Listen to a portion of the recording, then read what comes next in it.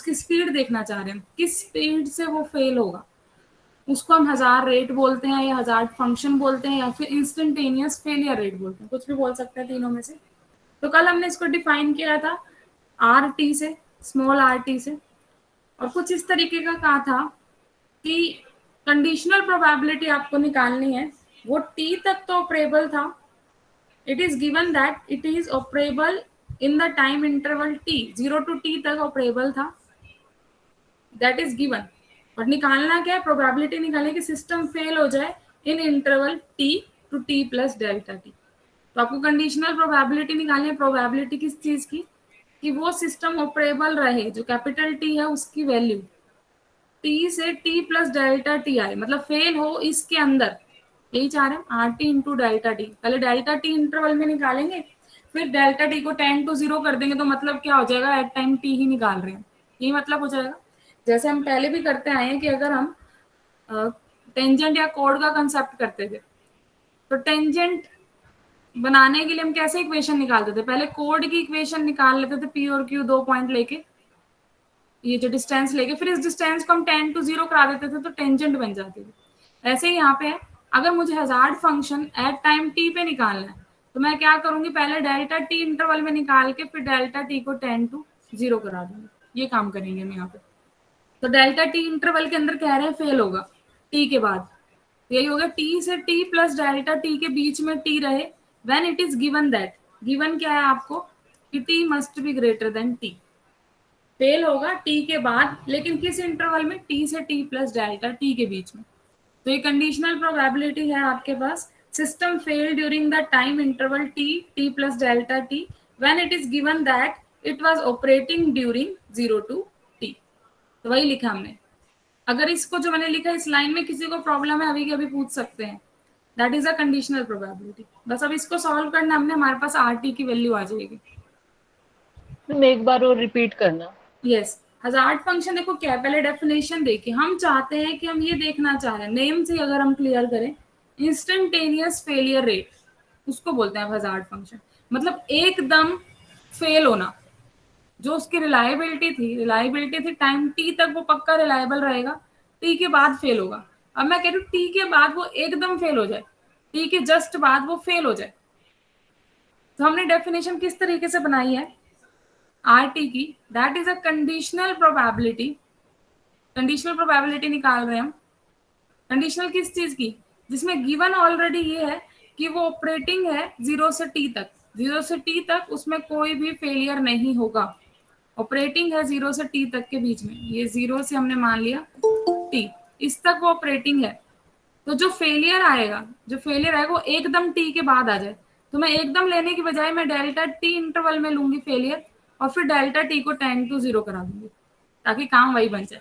हमने वही लिखा, दैट इज द प्रोबेबिलिटी, जो फेलियर आए वो टी से टी प्लस डेल्टा टी के बीच में आए, when it is given that it is operable during T, मतलब टी ग्रेटर देन टी रहे, ये गिवन। क्लियर हुआ है?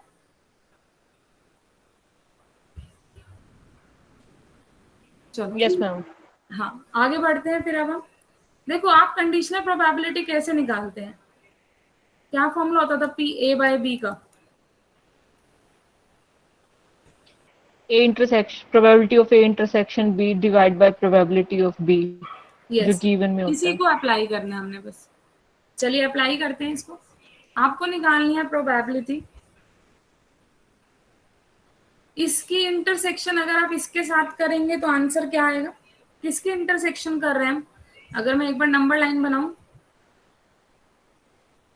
टी ग्रेटर देन टी, एक तो हमने इस टी से सारे ग्रेटर वाले ले लिए पॉइंट, सारे ग्रेटर देन वाले ले लिए, एक हमने कहा है टी जो है वो टी से टी प्लस डेल्टा टी के बीच का हो, तो इनकी इंटरसेक्शन क्या आएगी, अगर हम ये वाले पॉइंट्स टी से देखें, T plus delta T. Yes, दोनों में कॉमन आपके पास ये वाला है, तो इंटरसेक्शन ऊपर ए इंटरसेक्शन बी करेंगे, उसका आंसर आपके पास आ चुका है सेम, टी से T plus delta T. By में हमें क्या रखना था, बाय में प्रोबेबिलिटी ऑफ बी, मतलब ये वाला probability of T greater than T, तो इसको हमने ये लिख दिया है। ठीक है, अब इसको हम थोड़ा सा और ब्रेक करेंगे, हम लेके आना चाहते हैं अपने आर टी को इन term of capital R T, reliability की फॉर्म में लेना चाहते हैं। अभी तक आपके पास ये आया है, इसको चेंज करेंगे हम रिलायबिलिटी की फॉर्म में। देखिए कैसे चेंज करेंगे। नीचे वाला तो आपको साफ साफ दिख रहा होगा, ये रिलायबिलिटी ही है एट टाइम टी पे। कल हमने यही रिलायबिलिटी की डेफिनेशन पढ़ी थी। तो नीचे वाले को तो मैं डायरेक्ट लिख दूंगी आर टी। ऊपर वाले में भी कुछ मैं इसी फॉर्म का बनाऊं ताकि रिलायबिलिटी की फॉर्म में हम लिख पाए। मतलब टी ग्रेटर देन टी करके लिखें या T greater than T plus delta T करके लिखें ताकि हम रिलायबिलिटी में वापस इसे चेंज कर पाए। तो देखिए कैसे लिख सकते हैं।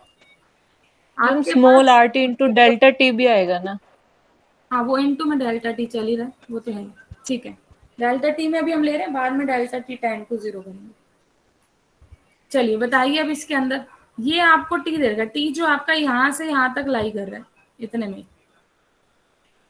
क्या मैं इसको ये लिख सकती हूँ कि अगर मैं ये कहूँ कि इससे ग्रेटर वाले पॉइंट में से ये वाले पॉइंट माइनस कर दूं, कंप्लीट में से अगर हम इसको हटा देंगे तो हमारे पास कौन सा रीजन आ जाएगा? यही वाला रीजन नहीं आ जाएगा जो था हमारे पास। तो हमने इसको इसी तरीके से कन्वर्ट करके लिखेंगे। बिल्कुल, इसको इसी तरीके से कन्वर्ट करके लिख रहे हैं हम। ऊपर वाले टर्म को मैं ये लिख सकती हूँ कि प्रोबेबिलिटी ऑफ, ये वाली पहले यहाँ से लेकर आगे वाली सारी, probability of T greater than T minus, क्या माइनस करना है? ये वाला। तो माइनस करोगे probability of T greater than T plus delta T. देखो जब ये माइनस करोगे तो ये वाला पॉइंट इंक्लूड रहेगा, क्योंकि मैंने माइनस यहाँ से लेकर आगे वाले सारे पॉइंट माइनस किए ग्रेटर देन वाले, तो ये इंक्लूड रहेगा आपका बीच में माइनस करने के बाद। तो वही बन गया, इक्वल टू का साइन ही आ रहा है अभी भी यहाँ पे, सेम बन गई। और बाय में आप ऑलरेडी लिख ही चुके हैं रिलायबिलिटी ऑफ टी। तो डेफिनेशन बन गई हमारे पास, टी ग्रेटर देन टी मतलब रिलायबिलिटी ऑफ टी। ये क्या बन गया? Reliability at T plus delta T बन गया ये वाला। और बाय में था आर टी, इधर क्या था? Small R T into delta T. अब मैं यहाँ पे डेल्टा टी को नीचे ले आऊं, अगर यहाँ से हटा के हमने कहाँ लिख दिया? इधर लिख दिया, इंटू डेल्टा टी नीचे ले आया। साथ साथ इसमें से मैंने माइनस भी कॉमन लिया ऊपर वाले से, माइनस ये 1/RT लिख लिया अलग से। बाकी अंदर क्या बच गया? T plus delta T minus R T upon R T. ठीक है, अब आप जब इस पे आर टी निकालने के लिए लिमिट डेल्टा टी 10 to 0 करोगे, डेल्टा टी बचेगा ma'am. Delta T, yes delta T 10 to 0 करोगे तो क्या बन जाएगा? ये किसकी डेफिनेशन बन गई है? यहाँ से यहाँ तक वाली। Derivative, rate of yes, change of reliability. Rate of change दिख रहा है आपको। डेल्टा टी 10 to 0 करोगे जैसे ही, तभी ये बन जाएगा, क्या बन जाएगा? आर डैश टी, डेरिवेटिव की डेफिनेशन बन गई है। ठीक है, जो आपने ऑलरेडी पढ़ी हुई है। तो यहाँ से हमारे पास रिलेशन आ चुका है, जो 1000 रेट होता है that is equal to reliability का derivative upon reliability with negative sign. ठीक है, तो हमने एक फॉर्म तो निकाल ली है हमारी 1000 रेट की, एक फॉर्म निकाली है अभी। ठीक है, ऐसी आपके पास और भी फॉर्म हो सकती हैं। जैसे और फॉर्म निकालते हैं इसी की, कैसे निकाल सकते हैं? यहाँ पे आपके पास डेरिवेटिव है बाय में आर है, अगर मैं दोनों तरफ इंटीग्रेट कर दूं,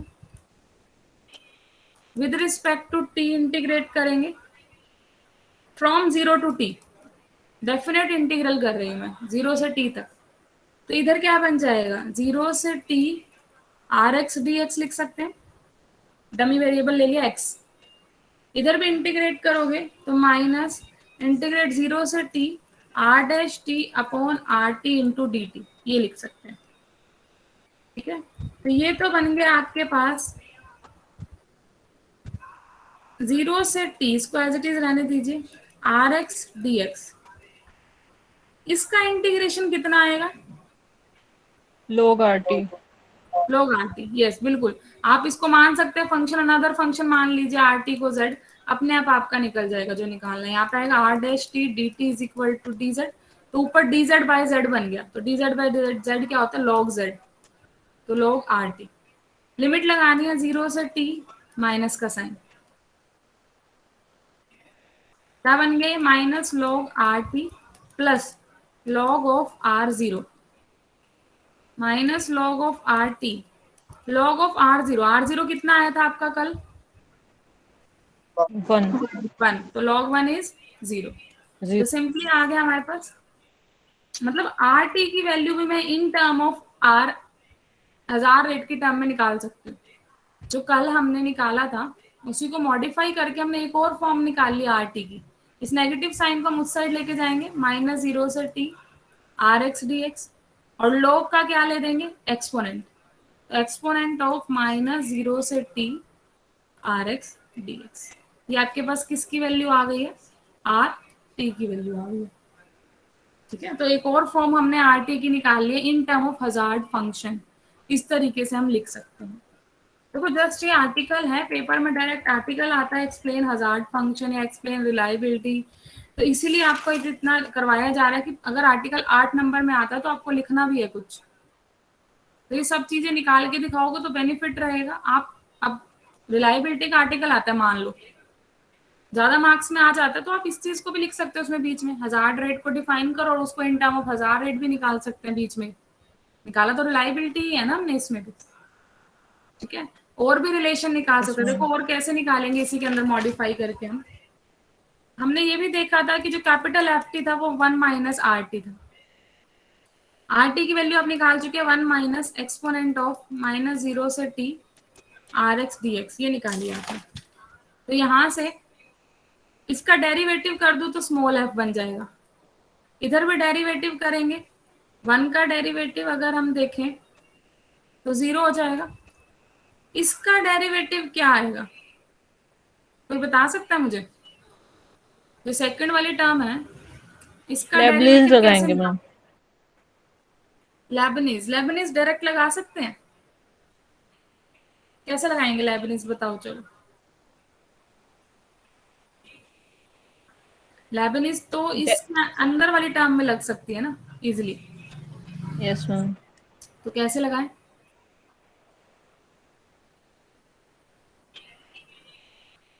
देखो थोड़ा सा इसको अलग से सॉल्व करते हैं, हमें इसका मैम एक्सपेरिमेंट करते हैं और फिर जो अलग डेरिवेटिव पे लेबनीज रूल लग जाएगा। यस, देखो डेरिवेटिव में हमने चेन रूल भी पढ़ा था, तो ऊपर ही कर रहे हैं हम, बिल्कुल ठीक बात है। चेन रूल हमने डेरिवेटिव में पढ़ा था कि पहले तो पूरे फंक्शन का डेरिवेटिव करो, फिर अंदर जितने भी फंक्शन है उनका डेरिवेटिव करते जाओ।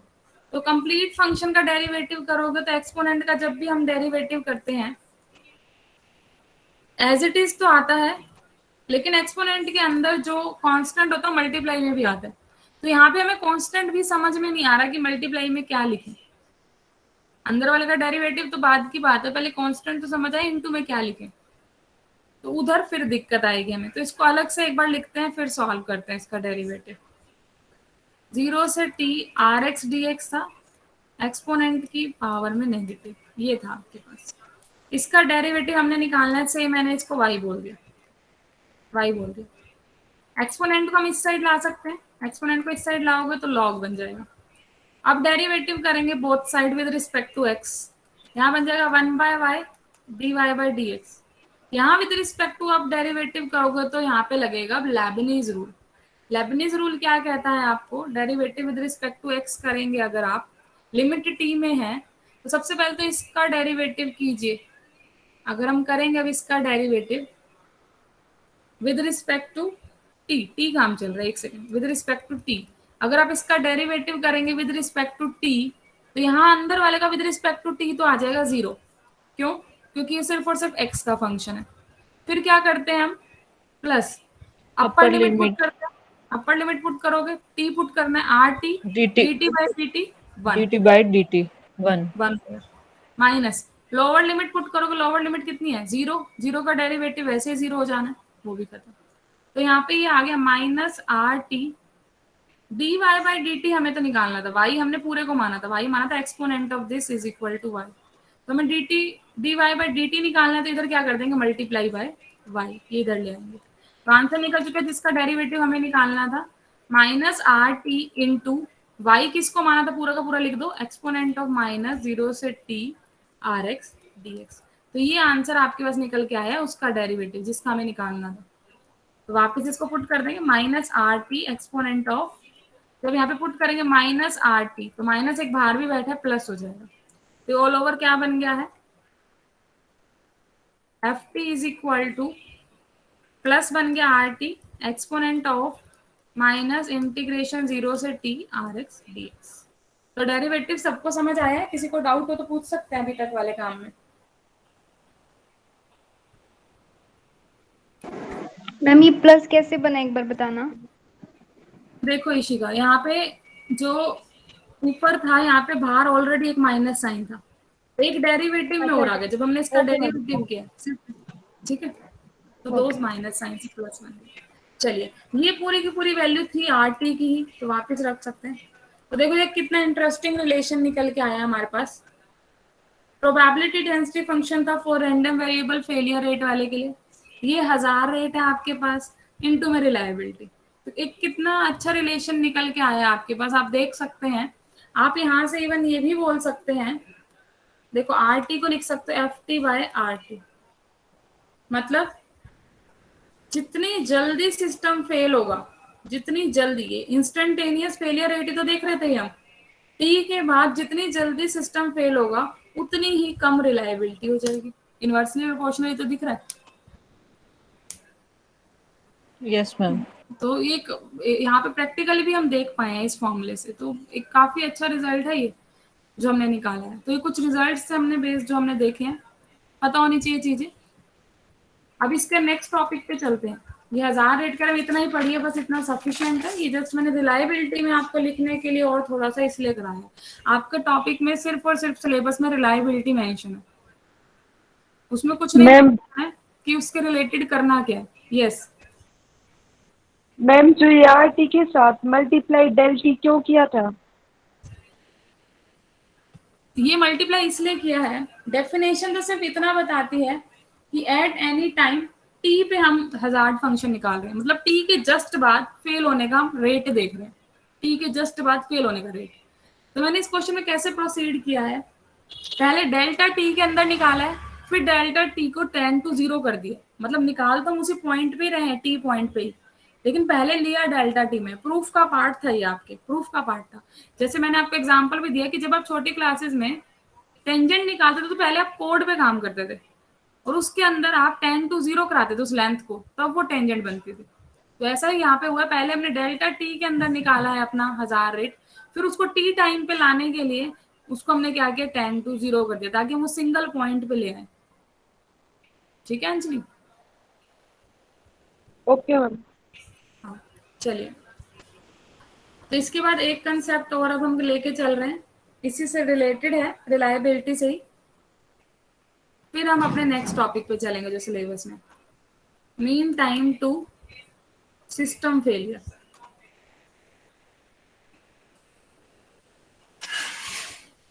Mean time to system failure, देखो इसको निकालने के पीछे मेरा क्या मतलब, मुझे नीड पड़ी जो मैं इसको निकाल रही हूँ, मीन टाइम निकालना। आपने कभी भी वैसे भी देखा होगा, आप ये नहीं कहते हैं कि सिस्टम कितनी बार फेल हो रहा है, आप उसको देख के नहीं लेते हैं। आप कोई भी सिस्टम लेते हैं क्योंकि फेल तो होना ही होना है सिस्टम ने, चाहे वो एक लिमिट के बाद होगा, तो हमारा इंटरेस्ट इसी में होता है कि उसके फेलियर जो हैं वो कितने कितने टाइम बाद हो रहे हैं, उनका मीन टाइम क्या रह रहा है फेलियर का। अगर मुझे कोई ये बता दे ऑन एन एवरेज ये सिस्टम 30 दिन में फेल होगा, ऑन एन एवरेज कोई मुझे बात कर दे, अब एक एक टर्म से तो मैं नहीं देख पाऊंगी ना कि फेलियर कितने हो रहे हैं, मैं ये तो बताऊंगी ना, उसको पूरा डाटा देने लगूंगी कि पहला फेलियर मेरा 10 दिन में आया, अगला फेलियर मेरा 50 दिन में आया, अगला फेलियर मेरा 60 दिन में आया। तो अगर मैं सीधा ही किसी को ये बोल दूं कि ऑन एन एवरेज ये सिस्टम 30 दिन में फेल होगा, तो ये बोलना कितना एप्लीकेबल है, इंटरेस्टिंग भी है और समझने वाले को समझ भी आएगा। तो अगर हम फेलियर का, जितने भी सिस्टम फेलियर हो रहे हैं, अगर हम उनका मीन निकाल लें, एक्सपेक्टेशन निकाल लें उनके टाइम्स का, फेलियर टाइम की एक्सपेक्टेशन निकाल लें, उसी को ये टर्म दी गई है mean time to system failure.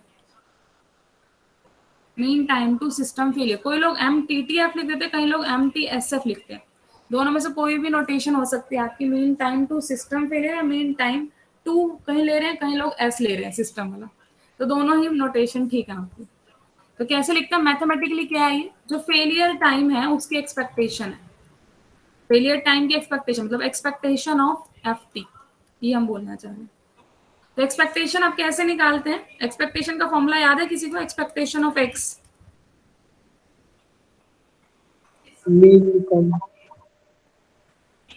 Continuous variable है आपका यहाँ पे, 0 से इंफिनिटी, कल पढ़ा था हमने। तो कॉन्टिन्यूस के केस में एक्सपेक्टेशन क्या होती है? मैम एक्सपोनेंशियल की पावर टी एक्स इंटीग्रेशन में। मिसिंग है अभी भी, ठीक नहीं है ये। एक्सपेक्टेशन का फॉर्मूला अगर आप थोड़ा सा ध्यान हो अगर आपको, मैम एक्सपेक्टेशन, इंटीग्रेशन हाँ करके वो, आता है 0 से इन्फिनिटी पे। हाँ वो तो ठीक है, इंटीग्रेशन आएगा 0 से इन्फिनिटी। एक्सपेक्टेशन में यहाँ पे इनटू में टी आता है, जो भी फंक्शन है अंदर वो रहता है, यहाँ पे जो मैम भी x function, into F D x आता है।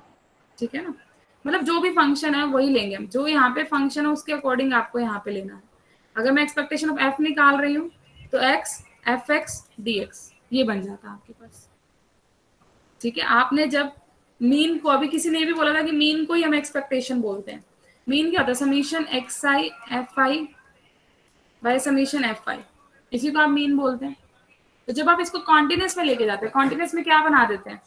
Integration x F x D x, यही तो लिखते हैं आप। तो मीन ही निकाल रहे हैं हम किसी फंक्शन का एफ एक्स का, तो यहाँ पे मीन क्या बन जाएगा? इंटीग्रेशन 0 से infinity over all values, all values क्या है आपकी? 0 से इन्फिनिटी। यहाँ क्या आएगा? अब टी वेरिएबल चल रहा है तो T F T D T, ये वैल्यू बन जाएगी आपके पास, ठीक है। तो एक्सपेक्टेशन के फॉर्मूले को याद रखिए। एक्सपेक्टेशन कैसे निकालते हैं? मीन ही होता है हमारे पास। कॉन्टिन्यूस में बात करें तो T into F T into D T over all values 0 से इन्फिनिटी।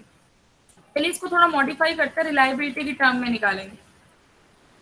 एक्सपेक्टेशन निकाल रहे हैं हम रैंडम वेरिएबल टी के लिए, तो कितना बना आपका? 0 से infinity T F T D T. अभी पीछे आपने जो किया था, आपने एक फॉर्मूला लिखा था कि कैपिटल एफ टी क्या होता है? 1 माइनस आर टी होता है, एक फॉर्मूला लिखा था हमने। इसी फॉर्मूले में अगर हम डेरिवेटिव करते हैं तो स्मॉल निकला था, स्मॉल एफ टी।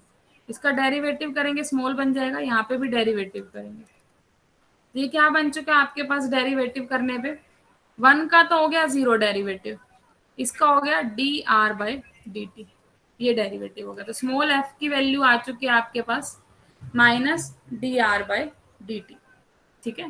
तो इसको रिप्लेस कर रही हूँ मैं इससे, स्मॉल एफ को D R by D T with negative sign, negative को बाहर ले लिया हमने, डी टी। चलिए, तो अब मेरे को एक और इंटीग्रेशन करने का रूल पता है।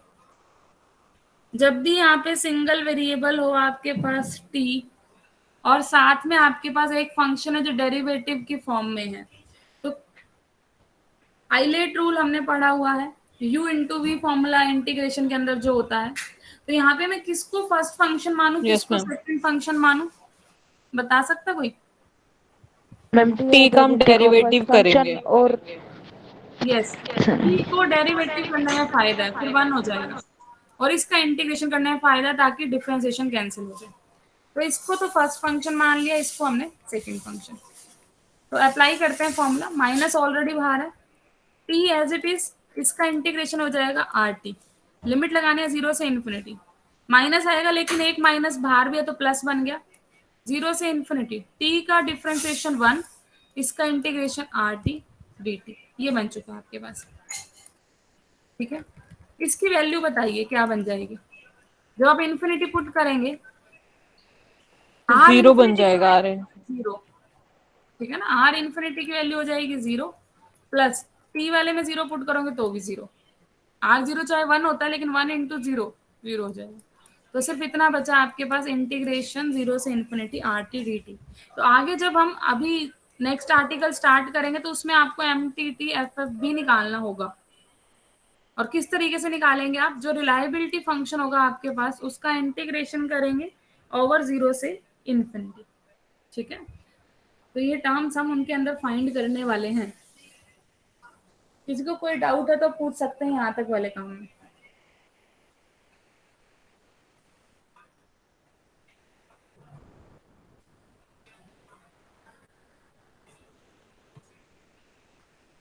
सिमरन है आज ज्वाइन? सिमरन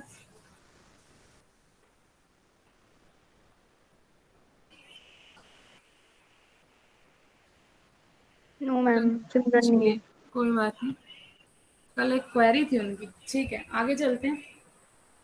नेक्स्ट टॉपिक अब आपके जो सिलेबस में है that is system with component in series. देखो, आप कोई भी सिस्टम लेते हैं, ऐसा तो नहीं है कि वो सिस्टम इंडिविजुअल एक ही होता है।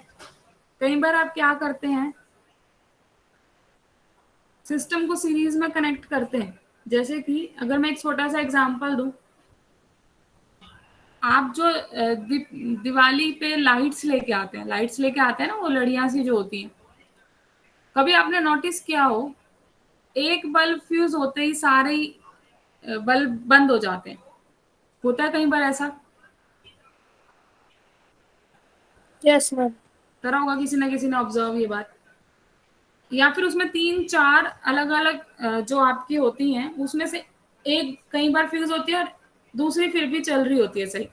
बीच में से एक पूरी की पूरी लेयर हो जाए खराब, लेकिन दूसरी लेयर बिल्कुल ठीक चल रही होती है। तो वो कंसेप्ट भी हो सकता है। मतलब कई बार सिस्टम्स आपके पैरेलल में कनेक्ट होते हैं। पैरेलल मतलब एक से करंट चला जाए तो भी सिस्टम वर्क करता है। कई बार सिस्टम आपके सीरीज में कनेक्ट होते हैं। सीरीज मतलब अगर एक भी डाउन हुआ तो सिस्टम वर्क करना बंद कर देगा।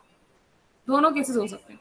या फिर इनका मिक्सचर भी हो सकता है कि पैरेलल और सीरीज दोनों में कनेक्ट भी हो सकते हैं। मतलब कुछ इस तरीके के हम बना सकते हैं कि जिसमें कंपोनेंट जो है वो ज्वाइन हो, या तो सीरीज में ज्वाइन हो, पैरेलल में ज्वाइन हो, या किसी भी वे से ज्वाइन है, वो मिक्स्ड उनके अंदर कंपोजिशन कर रखी है हमने।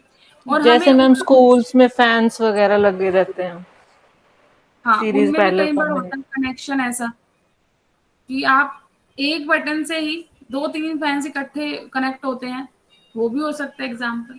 अदरवाइज आपके घर पे एग्जाम्पल है, कई बार आप क्या करते हैं, लाइट जाती है तो इन्वर्टर काम करने लग जाता है, तो क्या उनको कनेक्ट नहीं कर रखा आपस में भी? एकदम उसको कैसे पता चल जाता है लाइट जाती है वो ऑन हो जाता है? तो वहां पे भी कनेक्ट है। तो सिस्टम कोई भी आपका, बहुत बहुत सारे सिस्टम ऐसे हैं कि जिसमें आपके बहुत सारे डिवाइस मिलके काम कर रहे होते हैं, बहुत सारे पार्ट होते हैं, और हमें उन सभी सब पार्ट की रिलायबिलिटी पता है, और हम पूरे सिस्टम की रिलायबिलिटी जानना चाहते हैं। मतलब हमें जितने भी छोटे छोटे पार्ट से वो मिलके बना रखा हमने सिस्टम, उन सब की हमें इंडिविजुअल रिलायबिलिटीज तो पता है, लेकिन मैं पूरे सिस्टम की रिलायबिलिटी जानना चाहती हूँ। ऐसा अब हम पढ़ने वाले हैं। तो जो हमने ये बताया आपको, इसको हम बोलते हैं सिस्टम कॉन्फ़िगरेशन।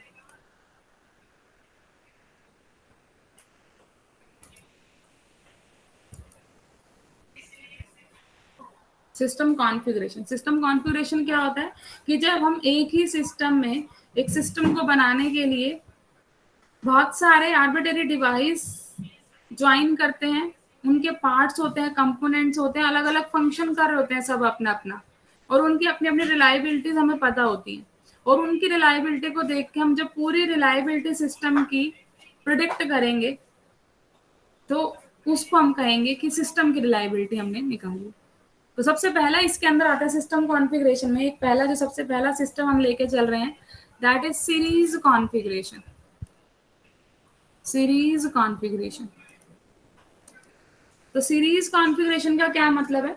जब अपने सिस्टम को, सारे सिस्टम में जितने भी कंपोनेंट हैं, उन सभी कंपोनेंट को आपने सीरीज में कनेक्ट किया हो, सीरीज में कनेक्ट किया हो। जैसे कि अगर मैं बना के दिखाऊं आपको,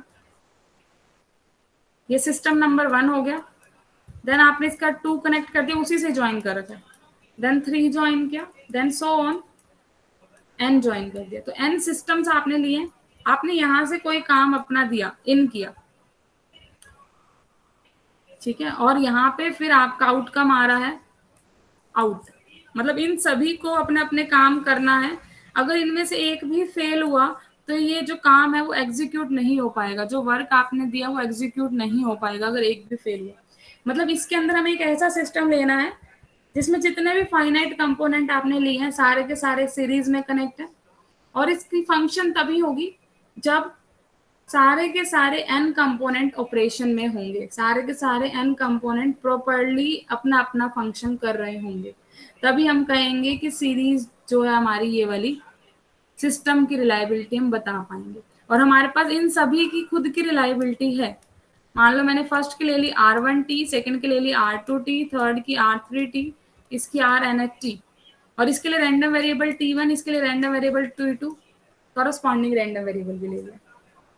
ठीक है, तो इसका एग्जांपल मैं ऑलरेडी आपको दे चुकी हूँ, क्रिसमस लाइट वाला भी हो सकता है, और इन्होंने जो और भी बताया है पावर बैकअप वगैरह हम जब लेते हैं तो उसमें भी हम सीरीज में कनेक्शन कर देते हैं।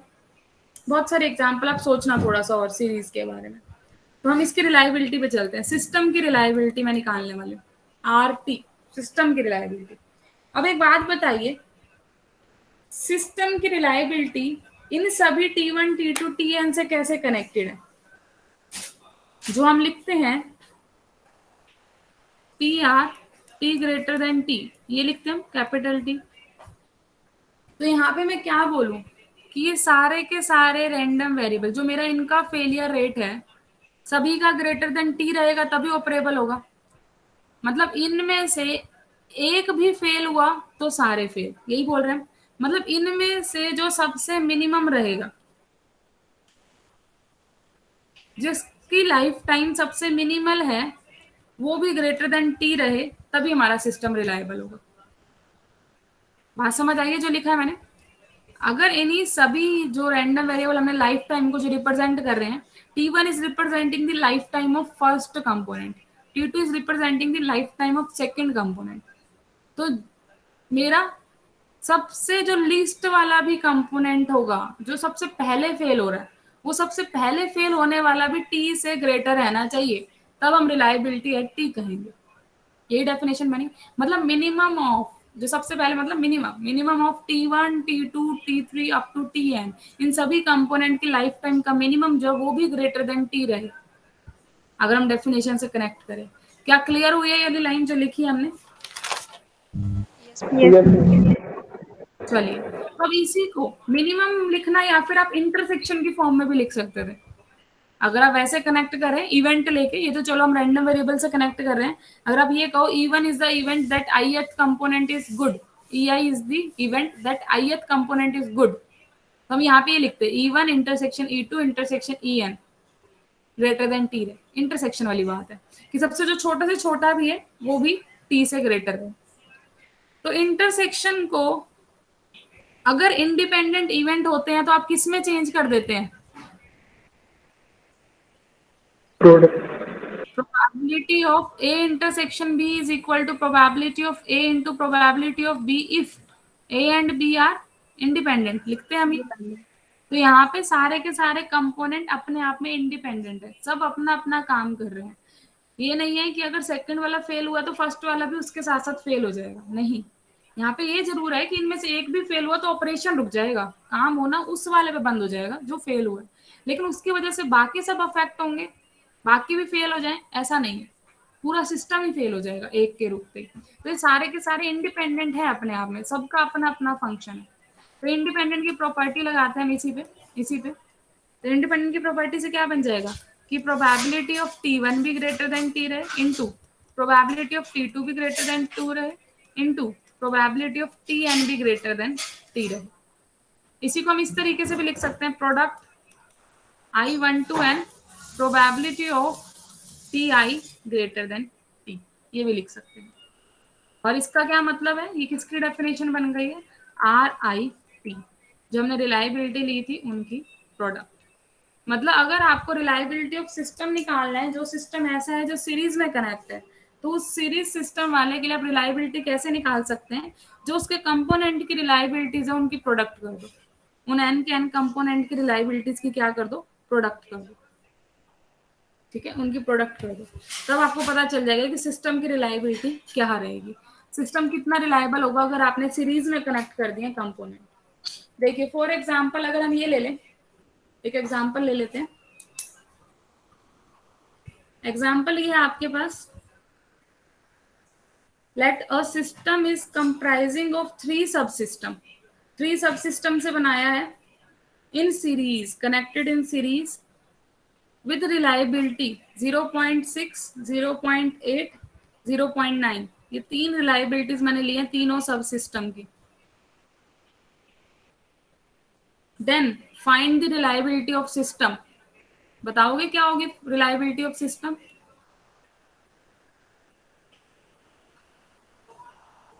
क्या करूं? तीनों को मल्टीप्लाई कर देंगे। यस, जस्ट सिंपल मल्टीप्लाई करना है। 0.432। यस, जितना भी निकाला आपने 0.432।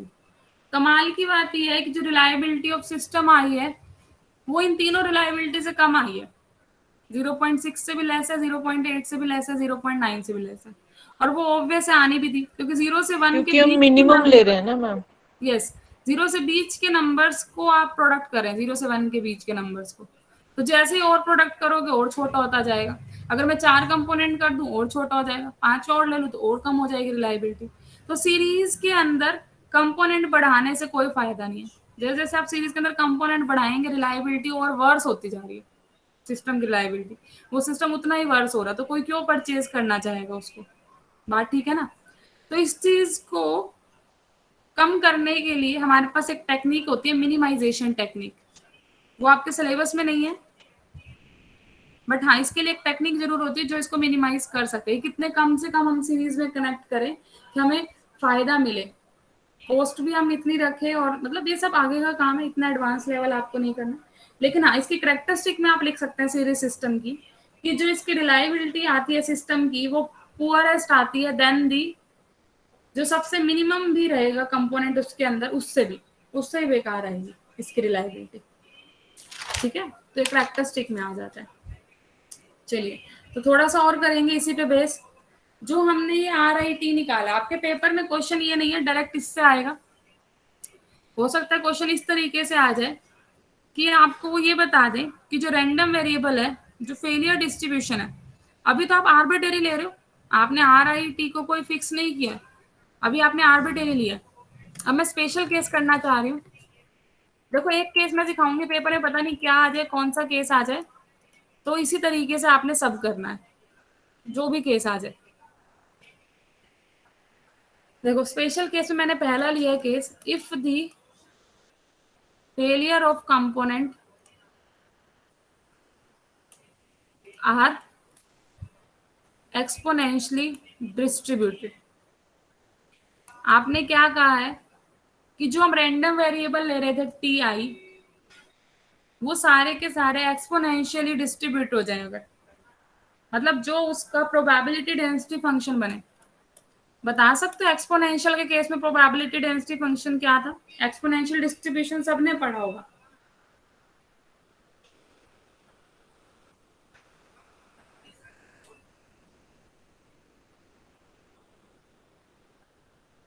नहीं है किसी को याद? चलिए, कोई बात नहीं।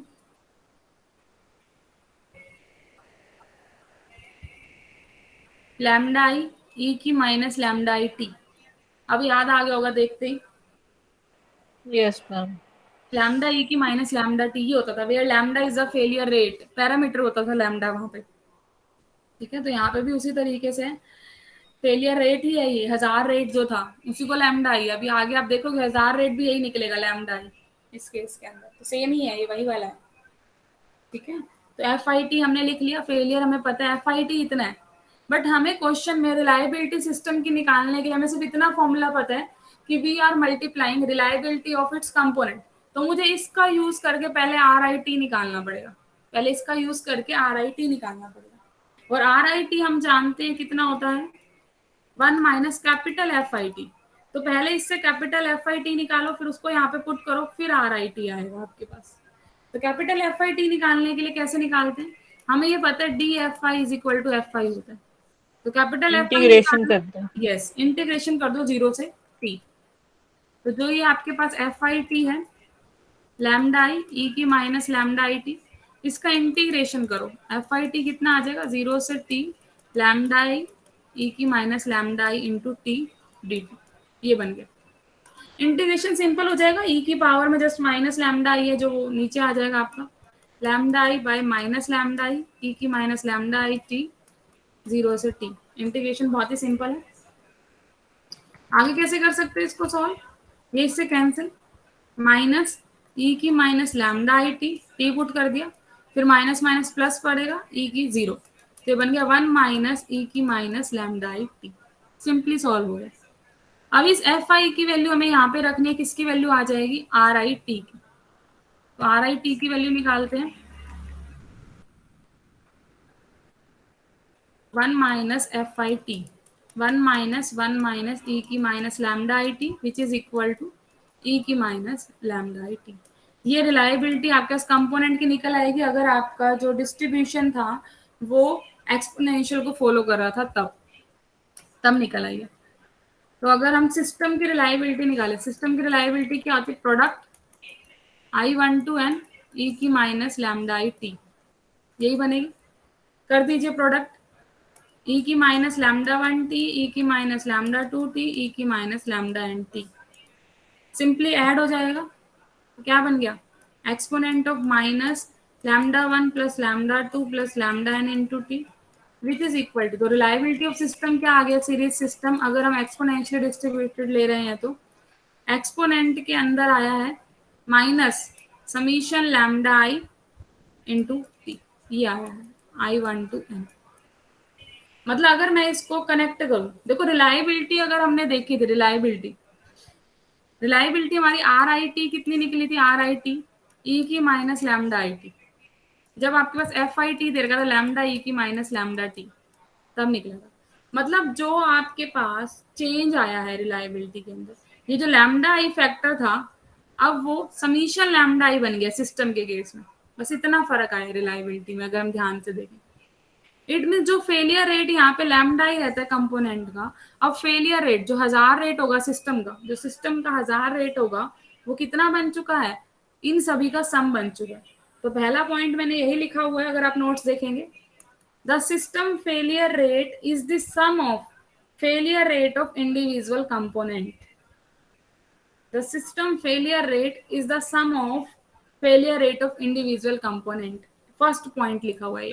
तो क्लियर हो गया होगा आपका ये। सेकंड पॉइंट को और डिस्कस करते हैं कि लाइफ टाइम के बारे में क्या कहना है, कि जो कंपोनेंट की लाइफ टाइम है उसका सिस्टम की लाइफ टाइम से क्या लेना देना है। ये तो हमने फेलियर रेट का रिलेशन निकाल लिया, अब निकालते हैं लाइफ टाइम का। देखो एक छोटी सी बात बताओ लाइफ टाइम के बारे में, क्या मैं टी आई को 1 बाय लैम्डा आई लिख सकती हूँ, बस ये जानना है मुझे, फिर आपका रिलेशन निकल गया अपने आप।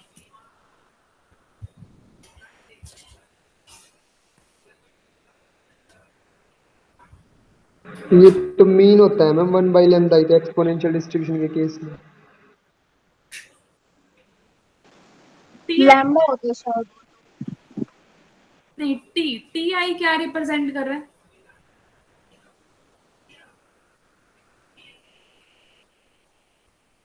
अपना रैंडम वेरिएबल है मैम, कैपिटल टी। कौन क्या रिप्रेजेंट कर रहा है, फेलियर टाइम। Failure time. हम लाइफ टाइम है ना ये तो। एक सेकंड रुकना भी, लाइफ टाइम तो स्मॉल टी था। ये जो है आपका that is a random variable representing life time of the distribution.